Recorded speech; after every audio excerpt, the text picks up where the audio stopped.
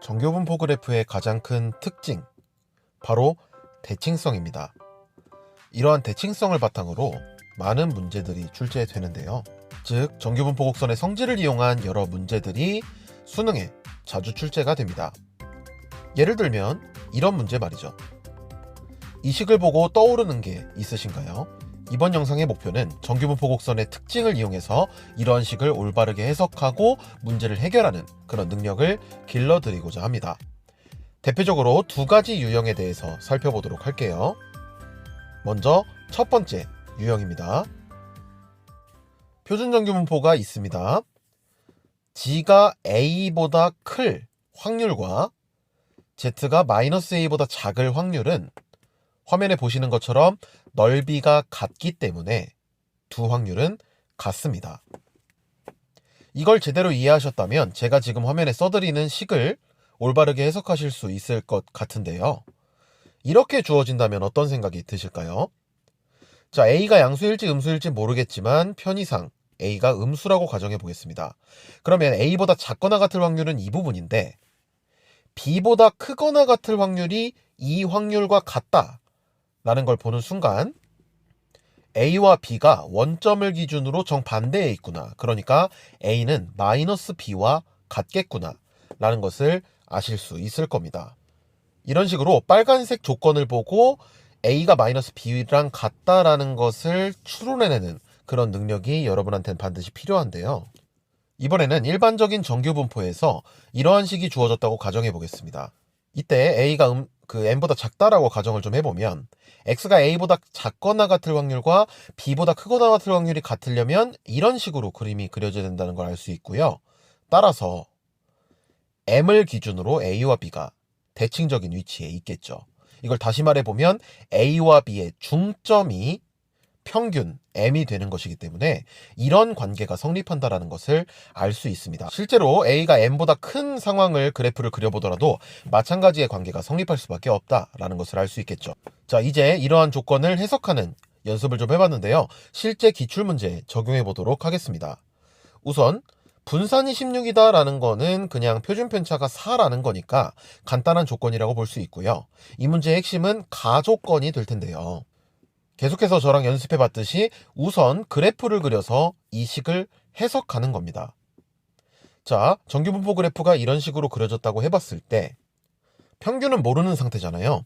근데 64보다 크거나 같을 확률과 56보다 작거나 같을 확률이 같다라고 했기 때문에 이렇게 그림이 그려질 수밖에 없겠죠.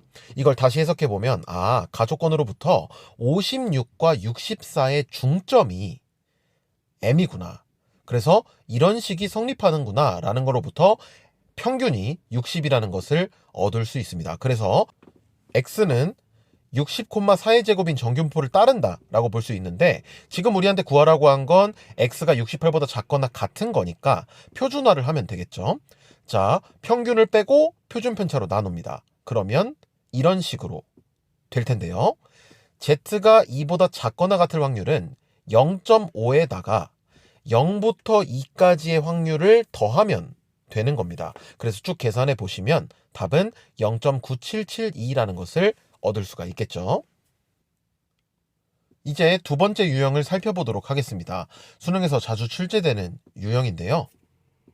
화면에 보이는 이런 문제를 해결해 보도록 하겠습니다. 일단 여기서 먼저 관찰해 봐야 되는 건 A는 변할 수 있는 값이지만 이 둘의 차이가 항상 1이라는 점입니다. 그러면 예를 들어 A가 여기 있으면 A 플러스 1이 여기 있어서 이 넓이가 될 거고요.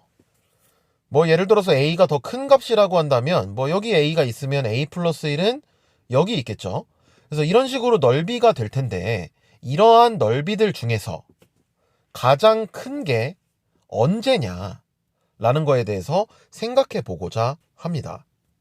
제가 그래프 프로그램으로 A부터 A 플러스 1까지의 확률을 구한 다음에 A의 값을 변화시키고 있습니다. 언제 이 넓이가 최대가 될까요? 정답부터 말씀해드리면 이런 식으로 정가운데에 있을 때가 최대가 됩니다. 지금 이 가운데에 있는 넓이보다 살짝 A가 커졌다고 생각해 보겠습니다. 그러면 요 넓이가 생긴 만큼 요 넓이가 없어진 건데 왼쪽에는 점점 증가하고 있기 때문에 감소하고 있는 오른쪽 파란색 넓이에 비해서 더 크다라는 겁니다. 그러니까 작은 넓이인 파란색 부분이 추가되고 더 큰 넓이인 빨간색 부분이 빠진다는 거죠. 그래서 일반적으로 정 가운데에 있는 상황, 그때가 바로 이 넓이가 최대라는 겁니다. 지금까지 보여드린 내용을 정리해 보겠습니다.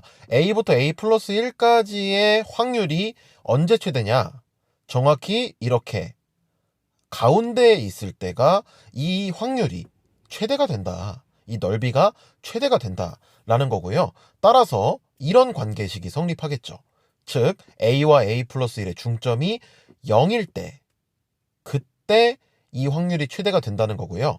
이걸 계산해 보면 2A 플러스 1이 0이라는 거니까 A가 마이너스 2분의 1일 때 이 확률이 최대가 된다라고 생각할 수가 있겠습니다. 그러면 한 번만 더 연습해 보도록 할게요. 자, 일반적인 정규분포가 주어졌을 때 일단 이거 두 개가 차이가 일정하다라는 것을 확인해 볼 수가 있습니다. 둘의 차이는 6이죠. 그래서 실제로 이런 식으로 그려질 때가 최대라는 거를 우리가 기억을 하라고 이야기를 했는데요.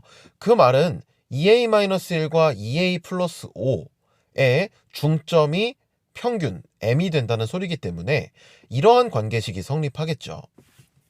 따라서 이걸 2로 나눈 게 평균 m이 된다. 이 관계식이 성립할 때 이 확률, 이 넓이가 최대가 된다 라고 정리해 볼 수가 있겠습니다. 선생님, 아까부터 이 차이가 일정하다라는 걸 강조하시던데 차이가 일정하지 않으면 문제가 생기나요? 좋은 지적입니다. 지금 제가 써놓은 문제는 차이가 일정하지 않죠. 차이가 2a 플러스 1입니다. 그러니까 변해요. 그러면 어떻게 되느냐? 이때도 정 가운데일 때가 최대가 되느냐? 라는 이야기를 좀 드려보려고 합니다. 그러니까 A가 여기 있고 3A 플러스 2가 이런 식으로 있을 때 이때가 최대가 되느냐? 정답부터 말씀드리자면 이때 최대라는 보장이 없어집니다. 그러니까 차이가 일정하지 않을 때는 이때 최대가 아닐 수도 있다라는 건데요. 제가 그래프 프로그램으로 보여드리도록 하겠습니다. 지금 A부터 3A 플러스 1까지의 확률을 그래프 프로그램에다 그려봤는데요. 지금 정가운데 있을 때 넓이가 0.25, 즉 확률이 0.25인데 오른쪽으로 가면 점점 커진다는 걸 알 수 있어요. 지금 여기만 해도 0.35로서 가운데에 있는 데보다 더 크잖아요. 왼쪽으로 가면 갈수록 더 작아지고 오른쪽으로 갔을 때 가운데 있을 때보다 점점 커지다가 다시 작아진다 라는 것을 알 수 있습니다. 그래서 여러분이 반드시 기억해야 될 건 차이가 일정하지 않다면 정가운데일 때가 최대라는 보장을 할 수 없다 라는 거를 기억하셔야 됩니다. 이제 실제 문제를 하나 풀어보도록 하겠습니다. 정규분포 따를 때 이렇다고 했는데 먼저 이걸 딱 보는 순간 이거부터 체크하는 거예요. 둘의 차이가 일정한가? 실제로 2a 플러스 3에서 2a 마이너스 5를 빼보면 8이니까 차이가 일정합니다. 그러면 언제 최대라고요? 이렇게 실제로 그래프를 그렸을 때 2a 마이너스 5부터 2a 플러스 3까지의 이 확률, 이 넓이가 정가운데에 위치할 때, 그러니까 2a 마이너스 5가 여기 있고 2a 플러스 3이 여기 있는 이 상황일 때 이 확률, 이 넓이가 최대라는 겁니다.